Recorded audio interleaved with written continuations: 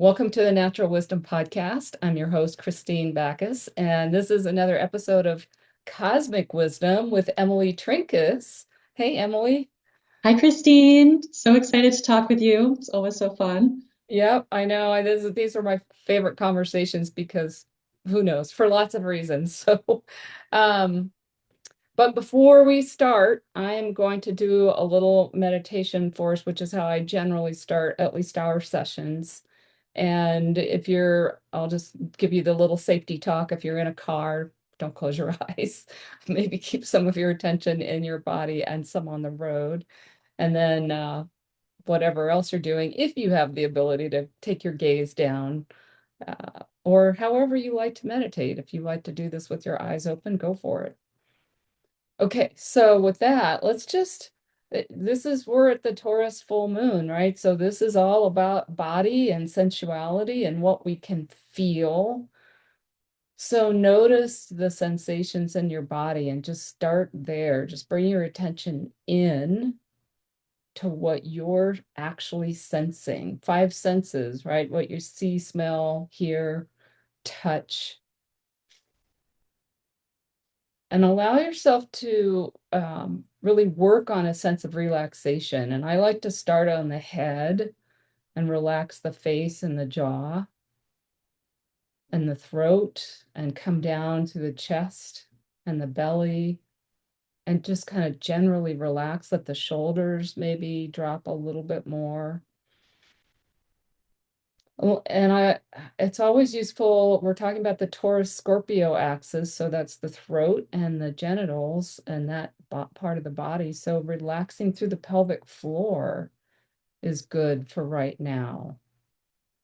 And then the legs and the feet, and feel your connection with the earth. And I don't mean imagine it. You don't have to go back up into your head to feel your connection with the planet. You can feel it through your feet, through whatever you're sitting on, whatever you're touching is in contact with the earth.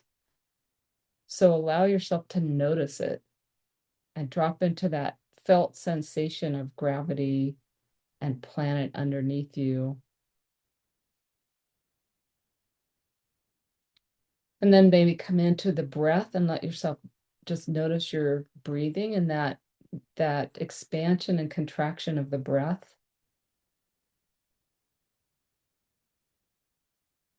And to just kind of give us a more felt sense of this full moon and Taurus energy in general, I'm going to invite you to actually cultivate a sense of comfort and enjoyment in your experience right now. Even if there's things that you would normally label as discomfort, see if you can actually build a sense of being comfortable and build a sense of enjoyment just of this physical existence. And allow that to ground you.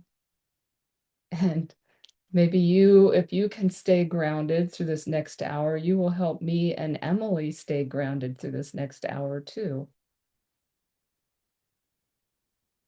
So as you're ready, you can kind of come back to our shared space. Open your eyes if you want, open your eyes if they're closed, and then we will start from here.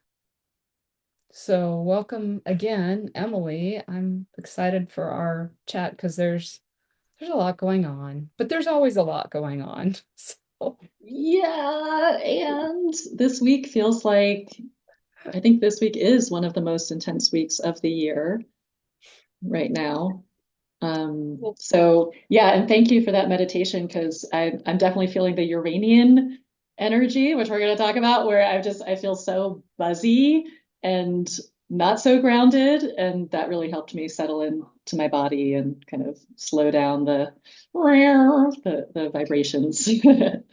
yeah, there's something, and of course, this we have this Mars-Uranus opposition, and that's fast, right? We're talking about a lot of fast energy and then a whole lot of slow energy. So why don't you maybe kind of just name some of the things going on and then we'll dive into them we'll come back and dive into them, but just maybe just list kind of what's top of mind for you about this week. Yeah, so top of mind is today, Mars, which has just moved into Sagittarius, is opposing Uranus. And for many of us, this is the first time in our lifetimes that Mars in Sagittarius has opposed Uranus and Gemini. So this is a big, Mars has a catalyzing kind of poking, stirring it up. And Mars, of course, is the action planet. And so it can feel very, like you said, this is very fast energy. I mean, Mars in general is a fast energy, but especially in a fire sign, Sagittarius, opposite Uranus, an air sign, fire and air are the faster moving. And this can also stir up a lot of mental energy. Uranus and Gemini. Uranus is the higher mind, Gemini, um, air sign mind. So that's a big headline. And then, and this is basically Uranus getting ready to move back into Taurus, which happens on Friday. So as Uranus is transitioning from Gemini back to Taurus, it is not going gently into that good night. It is going out with a bang. With a bang. Mars Uranus can be a very volatile, explosive kind of energy, and also a possibly shocking, surprising, expect the unexpected. And no doubt we'll see this in world events, but we'll also talk about how we might work with it personally.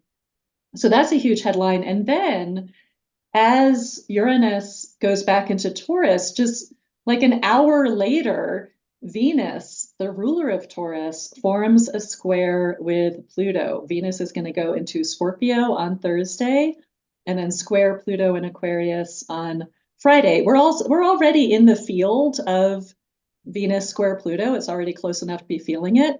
And in the midst of all this, we have a super full moon in Taurus happening on Wednesday. So we're already very much in the field of that full moon. And super full moon means it's closest to the Earth. And this is the second in 3 consecutive super full moons. And this one is the closest. This one is the most full on. And this is the moon in her exaltation. The moon is very strong in Taurus. And when there's a full moon, the full moon like cranks up the volume on whatever else is happening with the planets. So not only is this very intense with all this Uranian, Plutonian energy, but also the full moon is like amplifying it because this is the energetic and emotional peak of the move of the lunar cycle. So we're feeling everything very personally, and I think it does have a big impact on the body. As we know, we're mostly made of water. When there's a super full moon, the tides are high, right? It has that stronger effect on the waters and on our emotions. And so we're feeling all of this very personally, or I'll just own it. I'm feeling this very personally. A lot stirring. So that's the overview of where we're at. Thank you for that. Yeah, that's good. And boy, so many things to think about. But one of the things I wanted to point out about Mars Uranus for those that pay attention to the outer world very much is this is the opposition that came out of the conjunction last, I think it was July 21st in 2024. And some of you, and everybody will have your own opinions about what really happened and what it means. But that was the attempted assassination of Trump on the campaign trail that, at least from the inside view of the campaign, from what I've heard, sort of changed the whole trajectory of everything. And it's interesting. I just went and looked at the news today, just before we popped on, to see if there was anything that immediately grabbed. And Dick Cheney died today. And he was 84, so in his Uranus return. Oh, So that's wow. interesting too, that Mars Uranus activation. So Mm-hmm. those are outer world things. And then, as you say, we can think about what's going on in our inner world and our personal lives. And we were talking before we got on about how do you work with this kind of speedy there's a assertive energy and a breaking energy, right? Mars, assertion, action, movement. Uranus, break and turn around and change direction. So how do we work with this? What can we do from a personal point of view? And I think in your email you said oh, action. What did you say? Creative action to, I don't know, break up old habits or old patterns. But I want to bring in another, wait, there's more. There's more in terms of what's happening now because Yes. Mercury is stationing. Mercury is going to turn retrograde on the 9th, so just a couple days after Uranus goes back. And Mercury is hanging out very close to Mars. Mm-hmm. And Mercury just opposed Uranus, right? And is forming, because of Mercury's retrograde, it's going to oppose Uranus 3 times and conjunct Mars 3 times. So I just want to bring this Mercury already in the retrograde shadow as part of that Mars-Uranus opposition, and Mercury being extra important because Uranus, for now, is still in Gemini, ruled by Mercury. And I don't know about anyone else, but to me, the Mercury retrograde shadow, yeah, Yeah, I feel not like subtle, not it's, subtle, yeah, feeling it, no, right? Really, really noticing. Yeah, you too. yeah, definitely. I mean, things, yeah, definitely. There's delays and glitches and that kind of stuff. And yeah. Weird technical stuff. I had someone hijack my email and Oh use my no. credit card, and I think it was like an AI bot thing, and it's all okay, I think.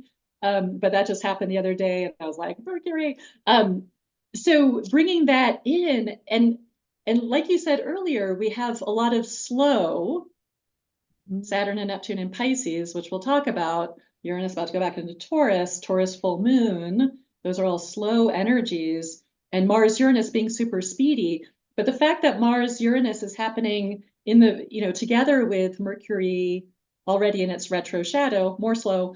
I feel like this is about taking action, Mars, on something not brand new, but Right. something that we've been procrastinating, hello, Saturn and Neptune and Pisces, or just like avoiding, not dealing with. And this can be a kind of spark to like, all right, now I've been thinking about this Mercury for a long time. It's been in my mind.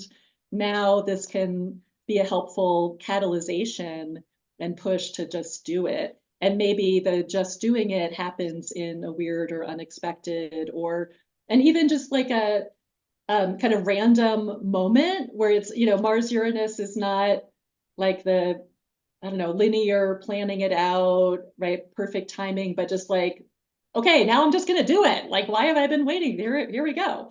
And I have like a whole list of things that that I would like to bust through with this energy. Well, and I think actually, as you said that, I was thinking about like all of our conversations this year have been about the fact that we're in endings and beginnings, and we're back in this ending period with the Saturn and Neptune kind of finishing out these long cycles, of the full zodiac and the end of the end because they're back in the very last degrees of Pisces. And I think maybe part of what we can do with this energy is break through, right? That Uranian energy, some ways that we've been stuck and not allowing ourselves to let something go and finish something Right, that's right, hanging around. And right. Which is, oh, sorry, go ahead. yeah, one more thing I'll say about that is that, the other conversation you and I had back in, I guess it was in July, right? Time goes so Yeah. quickly. And if you're a member of mine, you could go back and listen to the class I taught on spell breaking because that's, Gemini and Mercury, right? Gemini language, how we talk and how we talk to ourselves and the ways that words cast spells. And so if you're under some kind of spell that's keeping you from wrapping something up or like letting go of an old dream to move towards a new dream, this could be a really great moment, week to do some serious spell breaking. And I don't Yes. mean like you have to get out potions and things, although you can if that's how you practice, but like notice the thought loops you get stuck in and think, what do I want to break? And I mean, I definitely know what I've got going on, and it's starting to loosen, but it's old like thought habits that just keep me trapped. Yeah, that's such a great point, and this is such an optimal moment for the breaking free Uranus from those old thought patterns. And and one of the we're like rah, rah, rah about Mercury retrograde, but we know that one of the great gifts of Mercury retrograde is getting a different perspective and being able to see things differently, and that Uranian energy that is so revelatory, and that higher mind, lightning bolt of awareness coming through. So suddenly being, maybe there's been a thought pattern, a spell that we've been under that we haven't even been able to see, which I think is, Yeah, again, going back to Saturn and Neptune in Pisces, so much about what's happening at the unconscious level. And during this last hurrah, it is about cleaning up the unconscious patterns. And I think this Mars, Uranus, Mercury, Uranus can help us break out of that. And even thinking about how I've been thinking about how this Mercury retrograde starts in Sag, which is a lot about our future, right? Our higher vision, and our can we see a positive future for ourselves and for the world, right? And then going back into Scorpio, well, what are the hidden, right? What are those hidden spells and programs and traumatic events even that have gotten, that have brought our mind down into very dark places that aren't allowing us to see the positive possible future. So this Mercury retrograde, right, being a lot about like, well, what do I really want for my future, and how can I see, what's possible, right? Sagittarius is like the possibilitarian or whatever. Like, can I see what's not there yet, but I'm feeling into that future vision, right? Third eye. And then going back into Scorpio, well, what do I need to heal at a deep level? Where is my mind stuck in these dark places that are not helping me see a positive vision, and that very transformative energy of Scorpio? I think that's brilliant, Emily, because that, one of the things that Daniel Jamario said after we got done the other night with our interview is he said, I have another term for you. And I said, what's that? And he says, cognitive sovereignty. And I think, Nice. that's, if you think about, again, we've been talking about this all year, and I know I've been talking about it all year in my own work too, is that we're at a time where sovereignty and like breaking free of the programming is so critical because the programming is so intense right now.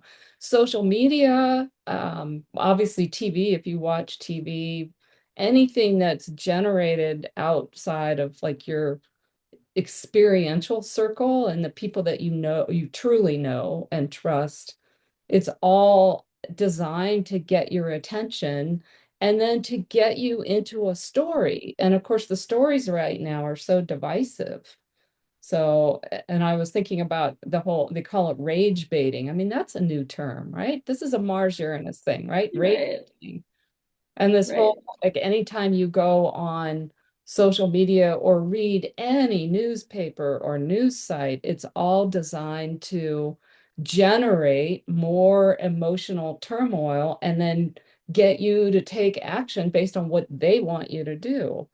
And maybe that's the real opportunity of what you're talking about, is that let go of what and I am using that term they because they're all theys right now. No matter what conspiracy or non-conspiracy you believe in, there's a lot of theys. And and don't let your emotions get hijacked by somebody else's agenda. And yeah, that's one of the prime opportunities right now, particularly with that Sag into Scorpio, right? If we have to be able to hold a vision of not necessarily like a lot of shape and detail to the world we want, because that precludes possibility too, but like what kind of experience we want to have. And then we can talk about our own unique frequency too, right? How we let that truly shine.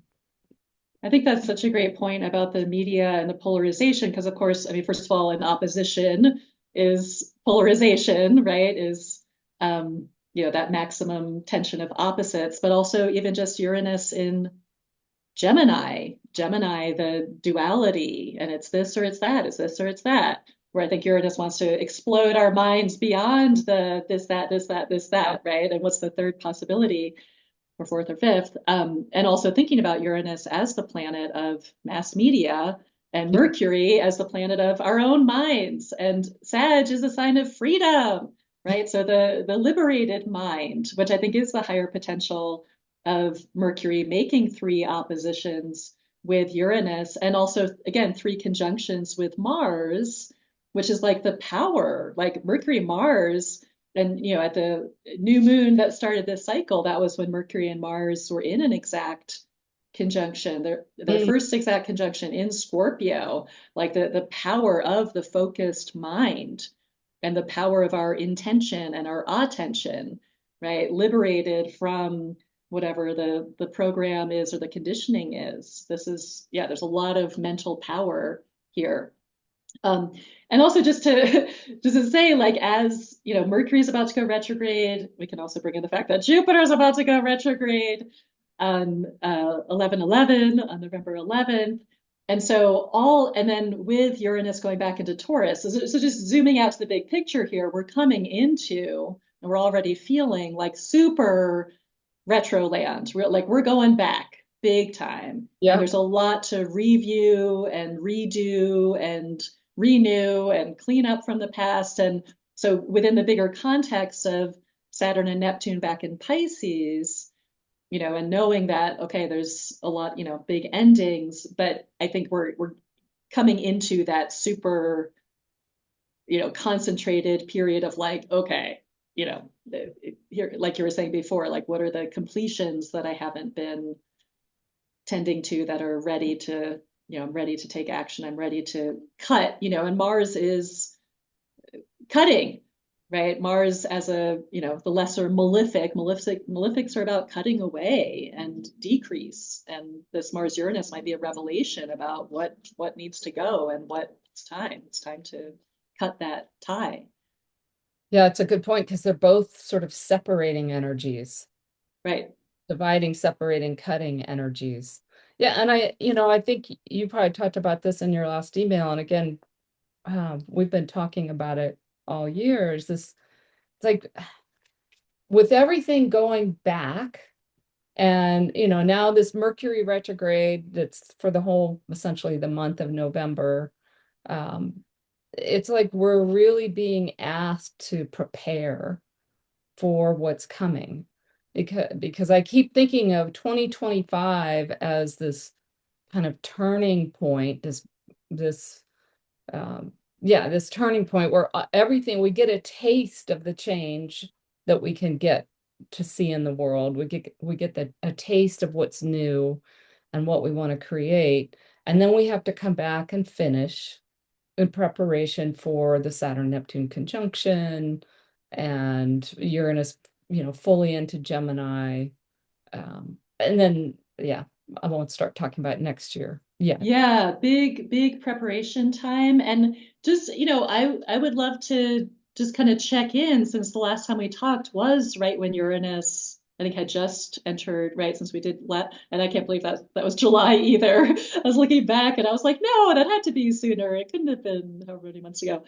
But we were talking right as Uranus, had just entered Gemini and expounding upon our ideas or what we had noticed initially. So just really curious about, now that Uranus is about to move back into Taurus, we're closing out our first preview of Uranus and Gemini. And just, and I'm also curious for our studio audience, if anyone wants to chime in the chat with like, what have you noticed with this Uranus and Gemini? We can have our brilliant ideas as astrologers, but what's our experience of this? And I don't know, Kristine, what have you noticed? Um, well, I mean, AI has come up more and more in conversation, and it's been more in my face, right? Yeah, And yeah, from friends using it for all sorts of crazy things, plus the things you would expect, to me, thinking I want to dabble in it, but I just, that it's that, I got to get over the hurdle of starting to see what it could be useful for. And then watching all the turmoil around it. And I can't remember when all of this started, but um, the whole just like splintering of social media. Everybody now has the social media channel that fits with their own belief system. And so it's that echo chamber, like more diverse echo chambers, I would say, is part of what I've noticed. Hmm.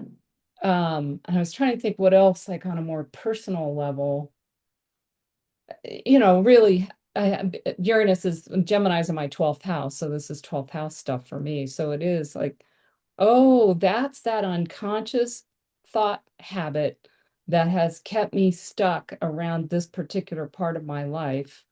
And it's been coming up over and over, and it does feel like it's loosening its grip. That's what I've noticed. How about you? Cool. Yeah, I mean, definitely the AI thing and this whole idea that this is where we're headed. So if you want to keep up, you have to blah, Yep. blah, blah, which I think is also a mind program, Yep. right? Like, and it's interesting with the, Uranus being such a speedy energy in and of itself. But while Uranus was in Taurus, a very slow sign, I think there is something really important about slowing, like the radical potential of slowing down to speed up, where like Uranus and Gemini has more of that feel of kind of runaway train. But I think that's also I mean, I also like the idea of rebelling Uranus against this idea that we have to go along with whatever's happening with technology, like keep up with whom? And I think this is part of I know I'm going all over the place here, but I think this is part of the like Uranus going back into Taurus, which is about the feminine and about values and how what we're missing, as we know, what we're missing in the culture. We Mhm. have the masculine asks, what's possible? Right. And as one of my energy medicine teachers said, like, that's like, oh, is it possible to strap a rocket to my car and see what happens? Like, yeah, that's possible. But the feminine is that a worthwhile endeavor? Like, does that have value? Is that really something that's going to serve our beings and serve the earth? Right. And those are the questions that don't get asked with this runaway technology. And I know there are a lot of people now, and more talking about the ethics of AI and how can we use it ethically. But it seems like there's a kind of consensus around everyone has to use it because otherwise you're going to be left behind, Right. right? Which I don't buy that. I want to rebel against that. But I'll be curious to see what happens with technology and specifically AI, since that seems to be our big headline, when Uranus goes back into Taurus, and if there's a shift around that or recognizing, and of course, a lot of people already are like recognizing the limits of AI, or even, and I gave this example or I talked about this in my Astro 102 class last week, because when I was preparing for my full moon transmission, I noticed in the full moon chart, oh, Mercury's out of bounds. And I was Mm. like, oh, I want to let people know how long is Mercury going to be out of bounds. So I was being lazy and I'm like, okay, I'm just going to ask the AI assist in DuckDuckGo, right? And it came up with three different answers. And some of them didn't even include like the time of the full moon when I knew Mercury was out of bounds. So then I went back to the Cafe Astrology, which has out of bounds tables. And I looked at what they said, which is a completely different answer from what AI gave me. And then I was just like, screw it. I just need to look at the charts myself, right? And Cafe Astrology was correct. But I'm like, where is AI getting this information? And I had shared that with my Astro 102 class because we had been talking about lunar phases. And I said, okay, pop quiz, what phase are we in right now? And someone said, I don't know, waxing gibbous or something. And it was wrong. And she's like, oh, I just looked that up on Google. And I'm like, no, we're in the first quarter, right? So it's like AI does not give you, I'm not even talking about interpreting astrology, Right. right? I'm not even talking about what does this mean in someone's chart. I'm just talking about when the hell is Mercury out of bounds and what lunar phase are we in? And we're not getting correct answers. So really, let's use our That minds. Yeah. that is another, there is a comment I'll get to in a sec, but I just wanted to say that's another thing I've noticed. Um, and again, I can't remember exactly when, but the fact that AI is just so often wrong on basic facts. Right. And somebody a while ago said it will magnify stupidity, which is, exactly right, because there's lots of wrong stuff out on the internet. And if you're out there collecting everything that's been said about, what moon phase is it, you're just as likely, you're probably more likely to be wrong than right.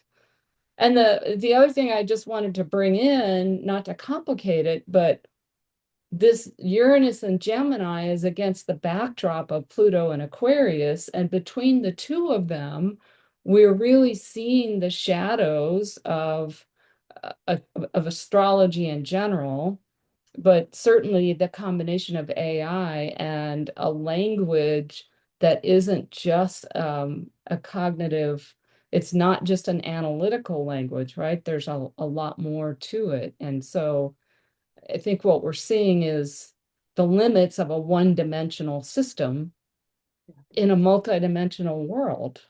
Yeah. Yeah. Well said. So yeah, so Linda talks about having been a storyteller in the past and now being drawn to come back to that gift and share it. And that's a great, certainly the Gemini Sag axis and what we're looking at now with the Mercury retrograde, for instance. So yeah, definitely storytelling. Yeah. Yeah. And I think that's part of the higher potential of Uranus and Gemini is liberating Uranus, our voice and our message and Yeah. our truth. And I hadn't even, for me, this is my first house. Uranus in Gemini is activating my first house. And it has felt like opening up a lot of possibilities that I hadn't hadn't even considered were a thing. But also where I've also returned to my writing and committing to working with a group of people, guiding a group of people to write memoir. And so, yeah, and somehow I hadn't even connected that with Uranus moving into Gemini and liberating my own voice and storytelling. So, yeah, that's a great point, Linda. Yeah. Wow. So since okay, so we've been talking about Uranus and Gemini, and as of the end of this week, we'll be back in that Uranus and Taurus energy. And I was trying to think about like what were we really focusing on with Uranus and Taurus? And it's so much about like what I've seen in the last 7 or 8 years with Uranus and Taurus has been like there's a real breaking of our relationships with our bodies, Mm, right? And there's been a lot of technological advances, but as you were pointing out, this is the what's possible to do, not necessarily what's in service to life and service to nature, for one thing. Um, and so I think I'm curious to see what happens with like kind of wrapping up some of those trends when we get this period, what is it, about 4, 5 months, 6 months? Is so through, this will be November 7th to April 26th, whatever. yeah, so not quite 6 months, Yeah. 5 months. I don't know, whatever that, yeah. Someone else do the math. Um, yeah, I'm curious kind of what gets like revisited and maybe some sanity coming back in that, oh, maybe it wasn't a good idea for us to think that we could do anything we want to our bodies, because we've forgotten that our body and our soul are actually connected and part of the same thing rather than separate. Or we can do anything we want to nature because we've forgotten that we really don't know what the heck we're doing with nature.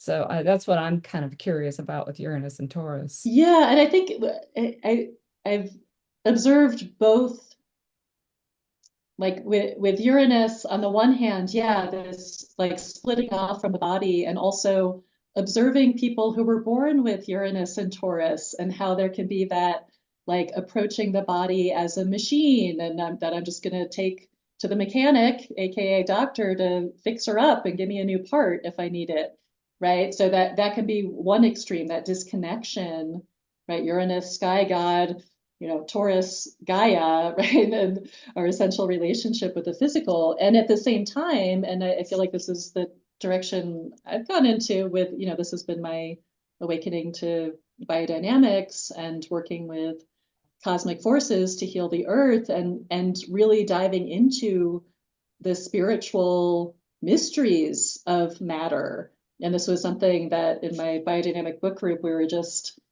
reading The Language of the Stars by Herman Beck, who was a student of Steiner and a priest and an astrologer. And he's writing about astrology.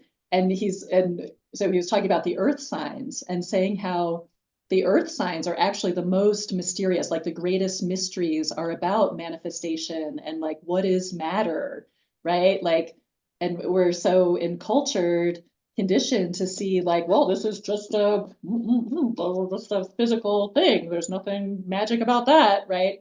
Where I think Uranus and Taurus is about spiritualizing matter, in its higher potential. And what I think is really cool is that when Uranus goes back to 29 degrees of Taurus, it's going to be in a precise sextile with Neptune, which is hanging out at 29 degrees of Pisces until the end of January, right? So they have a precise sextile in Neptune, the imagination and the spiritual realm and the subtle realm and magic and mystery, combined with this awakening Uranus to what matter is, Taurus, what the body is, right? So I feel like in this kind of grand finale of Uranus and Taurus, there's a lot of potential to get beyond the hyper-materialist 3D perception and into the multidimensional of how just, this was my experience when I studied herbalism back in the late 90s before I realized I was an astrologer. I was, or what, before, well, I was in denial of becoming an astrologer. I thought I was going to be an herbalist. And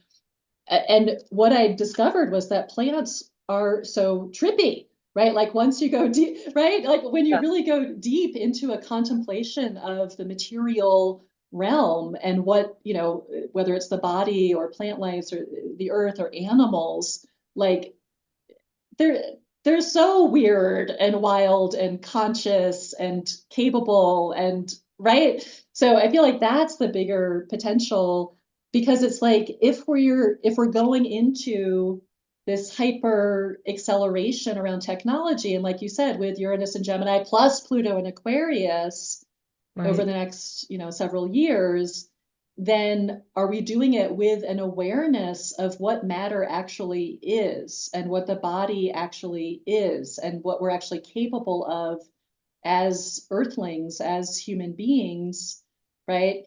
Versus if we're coming from that perception of the body is just a machine and matter is dead, right, and not conscious and living and aware, right, then what we do with technology is going to be a shit show, Yeah. right? And Yeah. and really destroy life. Like if we don't understand what life is, and that's really where science, science is coming from. Materialist science does not understand what life is. Yeah. And if you're developing technology from that place, we're in trouble. And we know that's mostly what's happening, right? But I'm holding out for the awakening or enough people to, awakening to what life is, what matter is. Yeah, I think that I appreciate that reminder because I think you're right. And again, it could be where I'm connected in, but I've seen like more focus on spagyrics, for instance, which is working, it's an alchemical process with Yeah. herbalism, well, other things. I wonder if we'll see a resurgence in homeopathy, I think which there is. I am seeing that. Yeah, yeah, and of absolutely. course, German New Medicine, which is understanding, you could explain it way better than I can, but I think about it bringing in the spiritual and emotional dimension of illness with the body. And the consciousness aspect. And so really seeing that the what we think of as so fixed and solid is really just forces, what's the Steiner thing? Forces resting or right? It's like This- no, we're constantly like things can shift and that that diagnosis of like, well, you can't heal this. This is just how it is. It's like the body is phenomenal and our consciousness is phenomenal. Yeah, so German New Medicine, definitely huge rise in that with Uranus and Taurus. Yeah, so maybe, I mean, who knows, but maybe again, as you say, with that connection with Neptune, maybe we'll see it like break out more into, more be more visible, become more visible. Or maybe that waits till next year, but Right. And it's also like I feel like with Uranus, Uranus is a planet of extremes, right? So it brings out the both ends of the extreme. And I could see like the cooperation with Neptune, as we know, like easy angles aren't necessarily good. They're just cooperating, right? So this is like where we go completely unconscious, Saturn and Neptune in Pisces, and treat the body as a machine, right? Because I have no conscious awareness that it's anything more than the materialists tell me it is, right? I think yeah. we'll see both again, and the extremes might get even more extreme as this is the grand finale. Well, and what you're so good at, and what I think we can do in this podcast is bring it back to, so how do we work with these energies? And with Uranus back into Taurus and in that cooperative angle with Neptune, our task maybe is to start playing with things like resonant attention or Reiki or German New Medicine or just all these ways that we can start to really like have a felt sense of the consciousness of the flesh, right? Yes. Yeah, and I think about listening, I think, Yeah. thinking about Pisces is associated with sound, right? And music and Taurus, among other things, rules the ears. And just thinking about that, like even the meditation that you started us with, it can be so simple. Like Taurus is simple, right? It can be a very simple practice of just listening to the body. And this is something that I recently learned a practice of emotional resolution, which is so simple. It's so Taurus. It's just like you get triggered, you close your eyes, and you name the sensations happening in your body. Do nothing. Let the sensations shift. You just keep tracking the sensations. And doing that has been revolutionary. It's so simple. And of course, I had done something like that before, but I hadn't kind of made it a practice to keep returning to. So I think, when we deeply listen, whether it's to our bodies or we sit with a plant, right? We spend 5 minutes just sitting with a plant and seeing what we see and hearing what we hear and feeling what we feel, or with an animal. I have my cat Neptune is on my lap at the moment, of course. Then that's when things get wild and trippy. And again, that was my training in herbalism, where like, my teacher said, like, put I was in New York City at the time, like put a window box out with just soil and see which plants come and plant themselves there, right? Cool. Like, because the plants will be attracted, the plants you need are going to come. Like, how trippy is that? I wonder, well, speaking of trippy, one of the plants that just showed up in my backyard here is Datura, which is an Oh, entheogen. So, and I noticed interesting. some over the fence from me too, and I'm like, huh, I wonder what that means. I'm not sure how to use it safely, but maybe I'll have to do some research and some experimenting with some, whatever Datura has to offer. Right. Go sit and listen. Yeah. Datura, why are you here? How are you here to support me? And how can I support you? And let's have a conversation. Uh, Right. That's very cool. That's very cool. Okay, so also thinking about Taurus as a sign of essential needs, yeah. right? And I feel like there's something around, well, and I think I talked about this in our last conversation, because this is something else I really noticed, in my reflection on Uranus and Taurus since 2018, and just a lot around stuff, like what I own, what I have, getting rid of all my stuff in 2019 when I moved across the country, when Uranus was conjunct my moon, right? Now accumulating all this stuff. Why do I have all this stuff? And Uranus and Gemini being like, we need to be light, we need to be flexible, right? So Uranus going back into Taurus is maybe like, well, what do I really need? Right? What is essential to my survival, my well being, my comfort, my sense of security? And what do I not need? What do I need to, let go of, along with the Pisces theme happening? So I think that's part of it. And then I just think it's very, poetic that as Uranus is about to go into Taurus, as we have this Taurus full moon, there's a lot of survival Yeah. needs coming up with food stamps getting cut off in 25 states, which is just, tragic for, I think, especially the elderly and children and people with disabilities who are depending on that. Right. Um, right. And as Uranus goes back into Taurus and Venus is squaring Pluto, right? Pluto is a life or death and crisis energy, right? A survival energy. So I think survival is really coming up too, big time with Uranus and Taurus. And again, it's not like Uranus and Gemini and Uranus and Taurus are not two separate things, right? That it's related. Like they're like our survival as humans and living good lives, right? Taurus wants to live a good life and be in abundance and feel good and pleasure and comfort. Yay, right? The Taurus time of year, Beltane, everything's blooming and beautiful and right? So um how does that relate to these technological advances and this idea that like, oh, AI is going to replace however many millions of jobs, right? We're seeing that too, right? With Amazon laying off all these workers, you're being replaced by robots, right? And so that's bringing us back to survival, but also what does it mean to lead a good life, right? And how does that relate to what's happening technologically? And, is that serving us? Well, and the other thing that comes up for me when I think about this is if you go back to some of the times when there has been like this things falling apart in that realm, there's also been a real birth of creativity as people are freed, not in the way they want to be, and in a way that can be painful and doesn't work for some people. But there can also be like something new that comes out of that. So, Yeah, I think that's a great point with Uranus and Taurus because one of the other things Taurus is about your natural talents and gifts and creativity and it is about resourcefulness and self-reliance.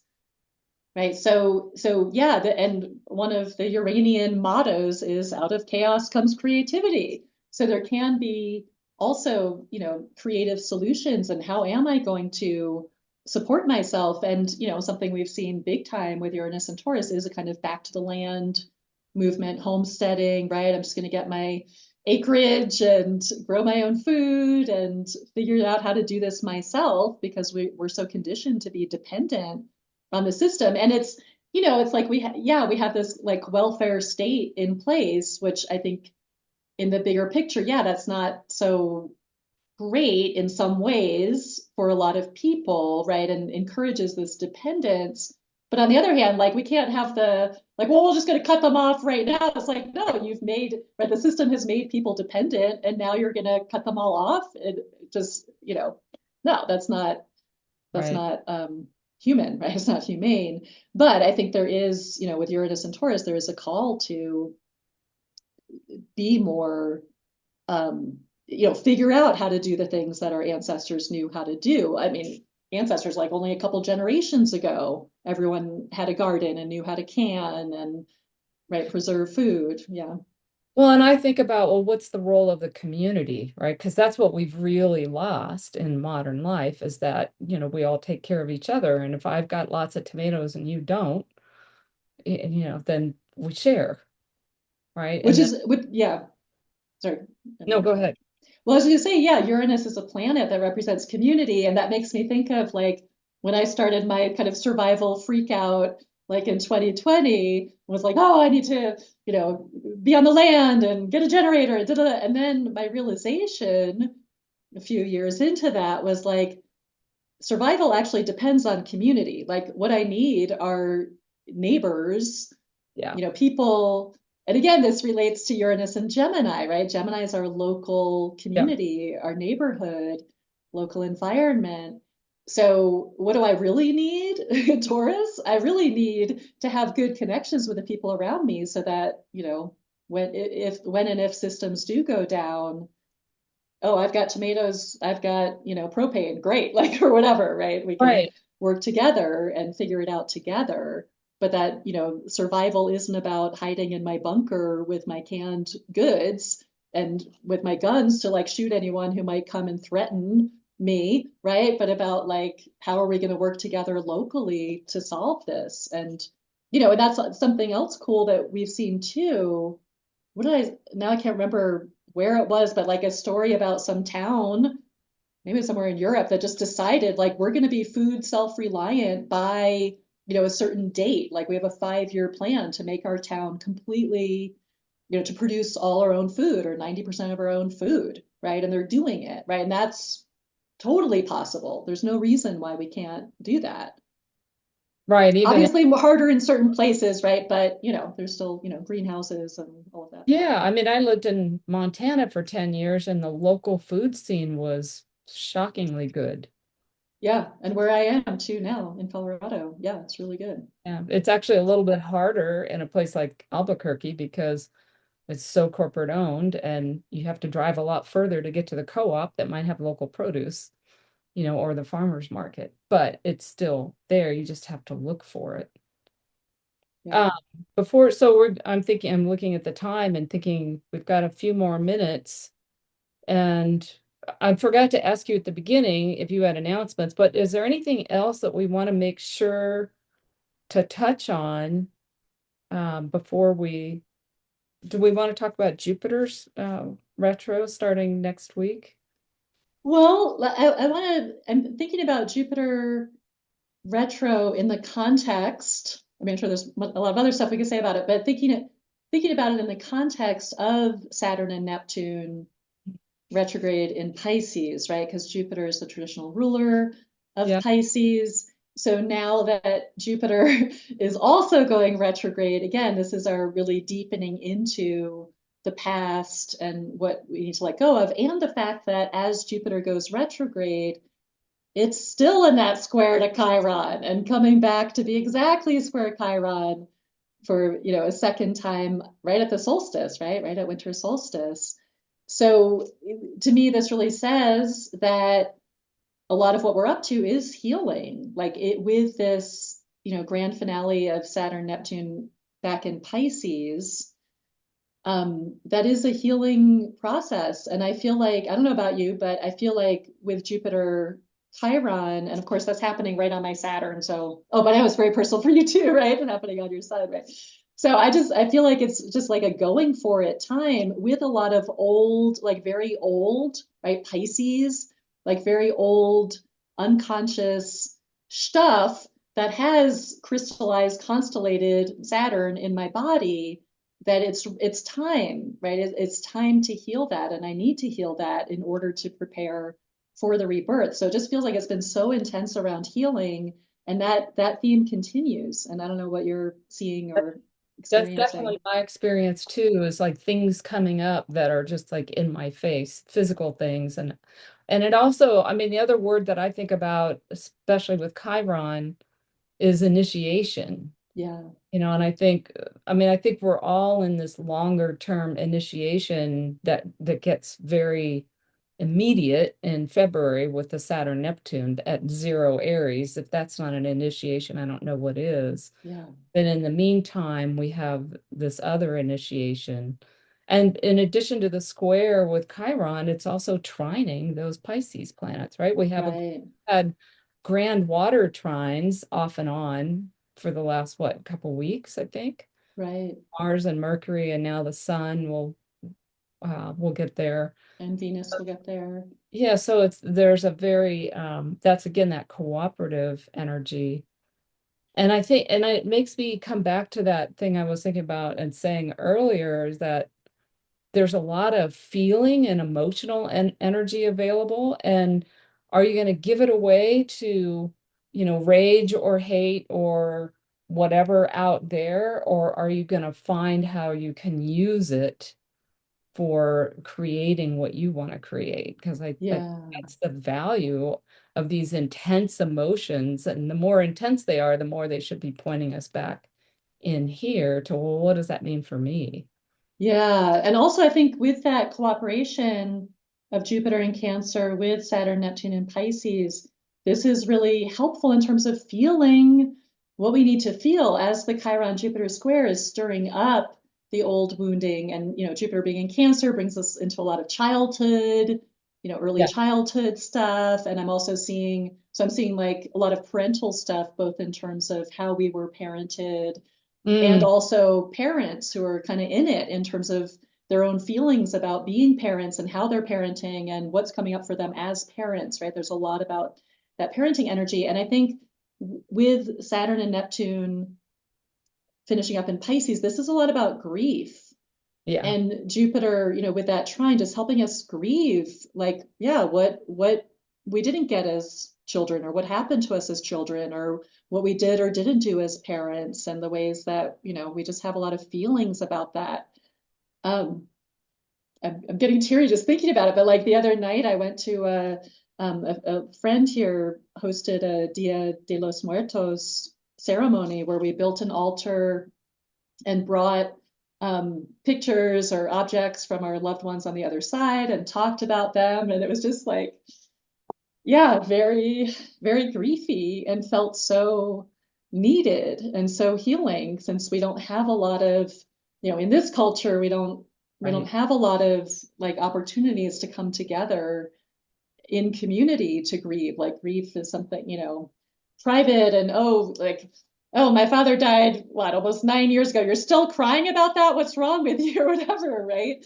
So just to have a place, it just felt so healing and so necessary to have a place, a container to really honor the dead and honor grief, feel the grief and share the grief, and have, something to hold that, because it's so, it's a lot right now. It's an inundation of this water, of the waters, the emotional waters.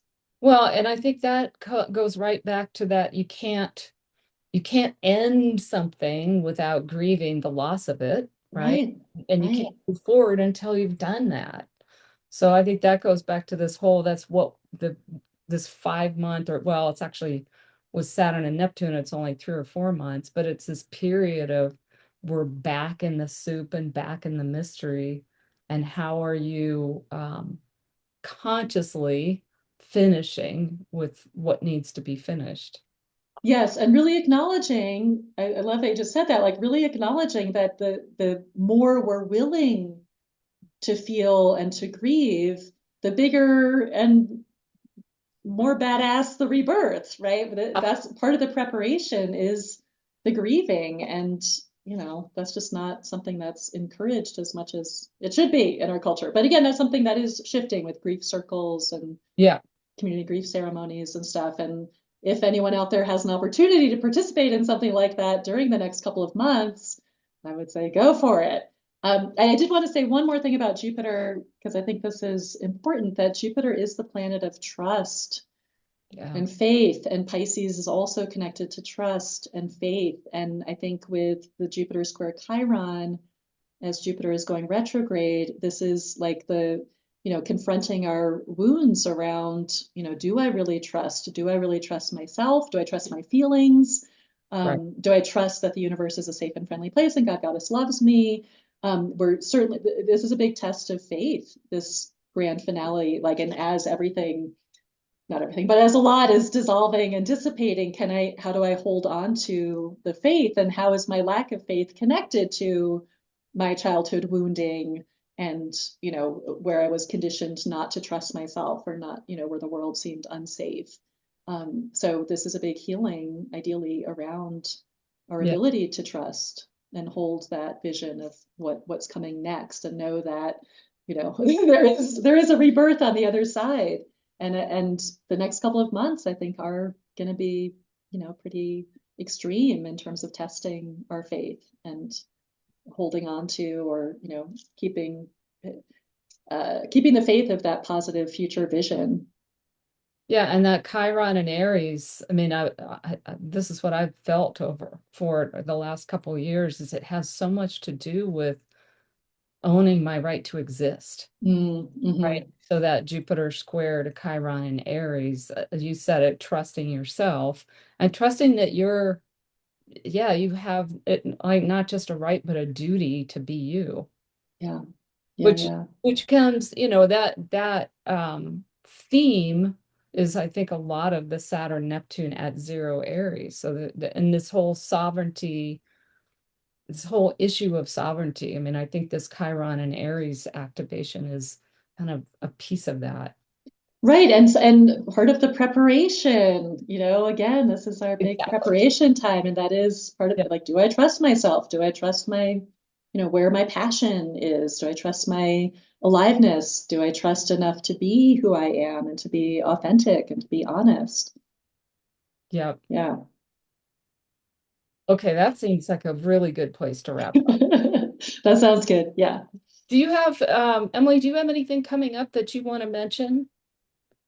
I have something in the works. I have not put out the call for it yet, but Tammy and I are going to co-lead a Saturn return Of course you are. group early next in January and February. So specifically for people who were born with either Saturn in Pisces, who are finishing up their Saturn returns, or Saturn in Aries, who are just starting their Saturn returns. And Tammy was born with Saturn in Pisces, and I'm Saturn in Aries.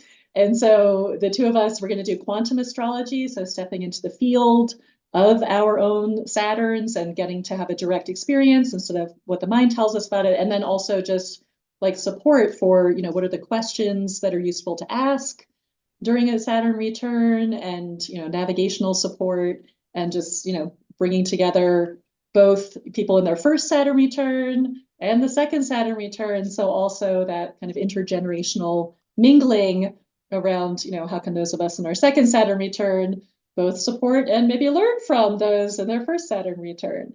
So I'm excited about that, and we don't have the description or registration up yet, but coming soon. That sounds, there's something up with Saturn next year. Maybe it's a move into Aries because I keep getting the nudge that I need to go back to my Saturn writing and Saturn teaching in 2026. And that's probably where I'm going to end up the next year too. So that's great. And I can't wait to hear what comes out of that. That's going to be fascinating. Yeah, and that makes sense, Kristine, because this is like a rebirth of Saturn, right? Yeah. Saturn entering Aries for the first time, and well, we had a little preview, but yeah, Yeah. in its 29-year cycle. Plus, I think Saturn is, yeah, I think Saturn's missing from the world. I think we've not owned our Saturns well enough in this, but that's a whole other tangent, and I've talked about it before, and I'll talk about it again. Yeah, there's a lot to talk about there. We'll talk about that with Saturn's rebirth. Yeah. So speaking of Saturn, I'll start with not the first event I have coming up, but the next event is that I have a retreat at Ojo Santa Fe, which is a hot springs just outside of Santa Fe, coming up for the December solstice, which is Saturn's time of the year, right? When the sun enters Capricorn. And I'm very excited about it.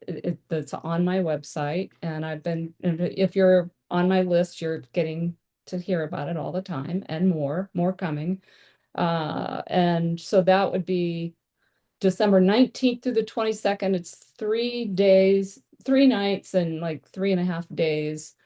And we'll be doing medicine wheel ceremonies. We'll be looking at the four directions based on our own personal charts and putting the chart into the four directions.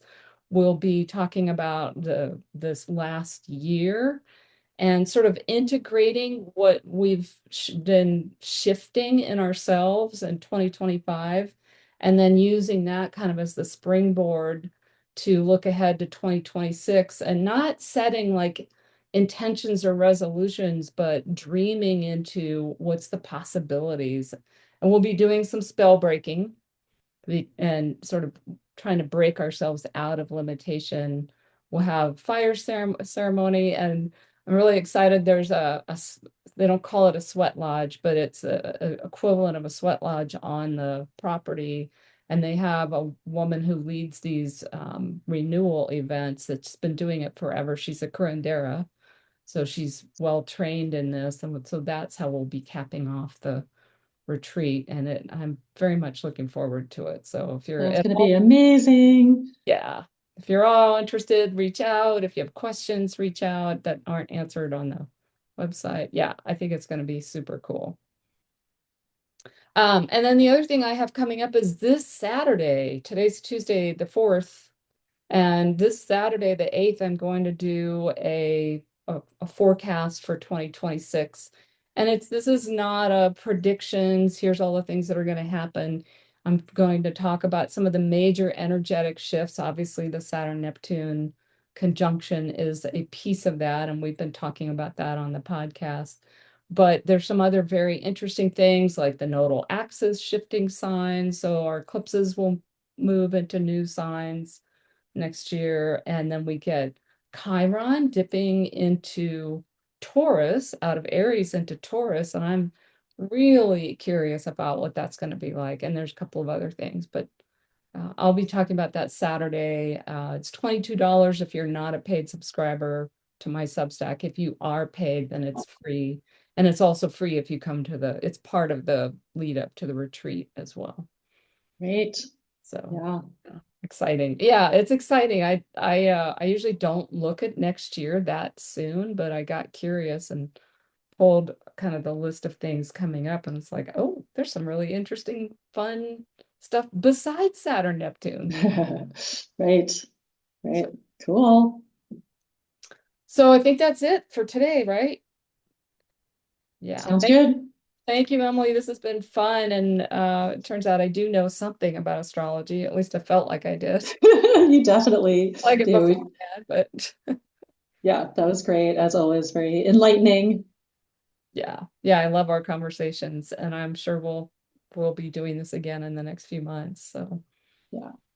all right, so thank you all for joining us, those of you that came live, and then also that are listening later. Thank you so much for listening to the Natural Wisdom Podcast, and I'm sure we will be talking to you again soon.